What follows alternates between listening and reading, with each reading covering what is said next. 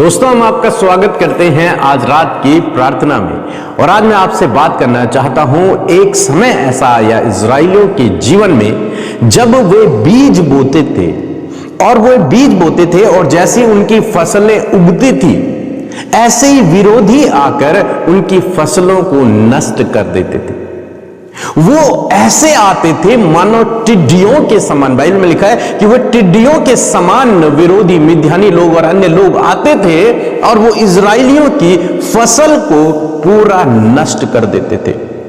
उनके जानवर भी उनके साथ में आते थे और वे सारी फसल को नष्ट कर देते थे, जिस कारण से इजरायली लोग बहुत डर गए, बहुत घबरा गए, क्योंकि जो विरोधी थे वे बहुत पावरफुल थे और वे हर फसल के टाइम में आते। जैसे ये लोग बीज बोते और बीज उगता, फसल होने लगती, ऐसे ही वे विरोधी लोग आते अपने जानवरों को लेकर बहुत सारे लोगों के साथ में और सारी फसलों को नष्ट कर देते।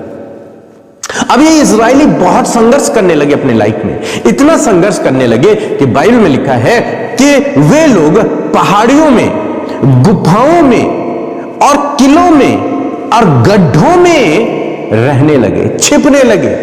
गड्ढों में छिप गए, गुफाओं में छिप गए, किलों में छिप गए, पहाड़ों में चले गए, डर के कारण, क्योंकि विरोधी लोग बहुत पावरफुल थे। इस डर के कारण वो छिप गए, गड्ढों में छिपे रहे।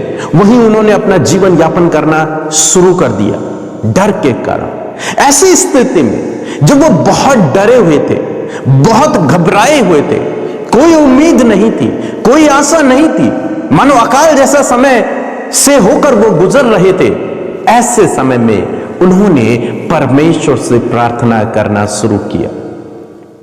और बाइबल में लिखा है कि उन्होंने दुहाई दी, उन्होंने प्रार्थना किया।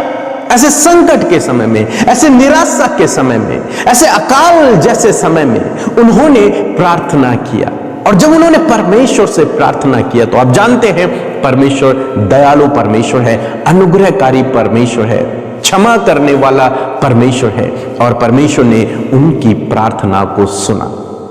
और जब परमेश्वर ने उनकी प्रार्थना को सुना, उनकी कराहट को जब परमेश्वर ने सुना, उनके दुख को जब परमेश्वर ने देखा, उनके आंसुओं को जब परमेश्वर ने देखा, तब परमेश्वर ने अपने एक नबी को वहां भेजा, अपने एक दूत को उनके पास भेजा। और उस दूत ने उन्हें बहुत अच्छी बातें उन्हें बताई। और वही मैं आज आपको समझाना चाह रहा हूं कि आपको भी यही अपनी लाइफ में करना है। यदि आप मेरे साथ में निकाल लेंगे न्याय की किताब, उसका 6 अध्याय और 8 और 9 पद यदि आप पढ़ेंगे तो लिखा है, तब यहोवा ने इजराइल के पास एक नबी को भेजा जिसने उनसे कहा, इजराइल का परमेश्वर यूं कहता है कि मैं तुमको मिस्र में से लाया और दासत्व के घर से निकाल ले आया, और मैंने तुमको मिस्रियों के हाथों से वरन जितने तुम पर अंधेर करते थे उन सबों के हाथों से छुड़ाया और उनको तुम्हारे सामने से बरबस निकाल कर उनका देश तुम्हें दे दिया। और मैंने तुमसे कहा कि मैं तुम्हारा परमेश्वर यहोवा हूं। सो यहां पर हम लोग देखते हैं परमेश्वर के दूत ने क्या किया, वहां जाकर के उन डरे हुए इजराइलियों को, उन निराश इजराइलियों को, उन दुखी लोगों को एक संदेश दिया। और वो संदेश क्या था कि उस दूत ने, उस नबी ने उन्हें याद दिलाया कि कैसे परमेश्वर ने तुम्हें मिस्र देश से बाहर निकाला था, कैसे परमेश्वर ने तुम्हें उस बंधुआई से, उस अंधेर करने वाले लोगों से, उस दुख भरे जीवन से तुम्हें बाहर निकाला था। ये बातें उसने उन्हें बताया कि परमेश्वर ने तुम्हें, तुम्हारे पूर्वजों को मिस्र देश से निकाला और एक उत्तम देश तुम्हें दे दिया था, जिसे कनान देश कहते हैं, जहां दूध और मधु की धाराएं बहती हैं, वो देश तुम्हें दिया था। और मैंने तुमसे कहा था कि मैं तुम्हारा परमेश्वर हूं। यहां पर क्या कर रहा है ये दूत? ये दूत कर रहा है उन्हें वो बातें याद दिला रहा है जो परमेश्वर ने उनके जीवन में किया था।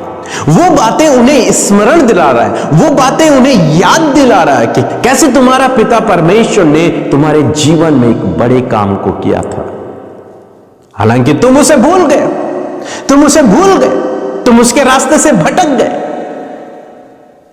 लेकिन अब तुम्हें याद करना है कि परमेश्वर ने तुम्हें उस अंधकार से छुड़ाया था, परमेश्वर ने तुम्हें उस बंधुआई से छुड़ाया था, परमेश्वर ने तुम्हारे लिए स्वर्ग से मन्ना बरसाया था, परमेश्वर ने तुम्हारे लिए लाल समुद्र को 2 भागों में बांट दिया था, परमेश्वर तुम्हें इस दूध और मधु की धाराएं जिस देश में बहती हैं वो देश तुम्हें दिया था। अब तुम्हें इन बातों को याद करना है। उस नबी ने उन्हें याद दिलाया ये बातें।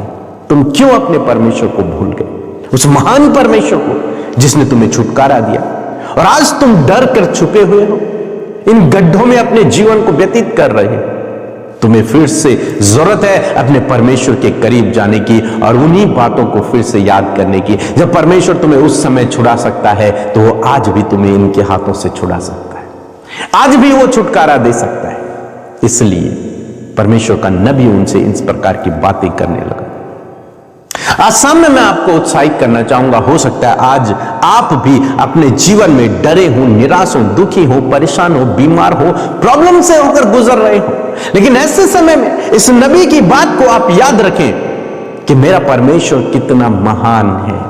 उसने मुझे बीते दिनों बीमारियों से छुटकारा दिया था, उसने मुझे बीते दिनों जो कुछ उसने आपके जीवन में किया है, परमेश्वर ने जो कुछ आपके जीवन में किया है पिछले दिनों में, उन गवाहियों को, उन कामों को आप याद करें, उन गवाहियों को, उन कामों को आप याद करें कि परमेश्वर ने क्या आपके जीवन में किया था। आज रात मैं आपको एक चैलेंज देना चाहूंगा, इस प्रार्थना के बाद उन कामों को याद करें कि जब से आपने मसीह को जाना, जब से आपने मसीह को अपना जीवन दिया, तब से प्रभु ने आपके जीवन में क्या क्या बड़े काम किए हैं, चाहे वो छोटा हो बड़ा हो, क्या किया है परमेश्वर ने आपके जीवन में।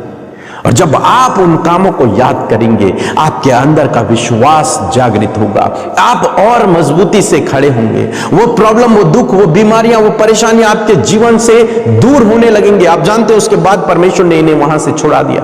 आपको स्मरण करना है उन बातों को जो परमेश्वर ने आपके जीवन में की हैं, उन बातों को आप याद करें, उन गवाहियों को याद करें, उन घटनाओं को याद करें जब परमेश्वर ने आपकी सहायता की, जब परमेश्वर ने आपके लिए उपाय किया, जब परमेश्वर ने आपको चंगा किया, जब परमेश्वर आपकी ओर से लड़े, जब परमेश्वर आपके संग में रहे, जब परमेश्वर ने आपको नहीं छोड़ा।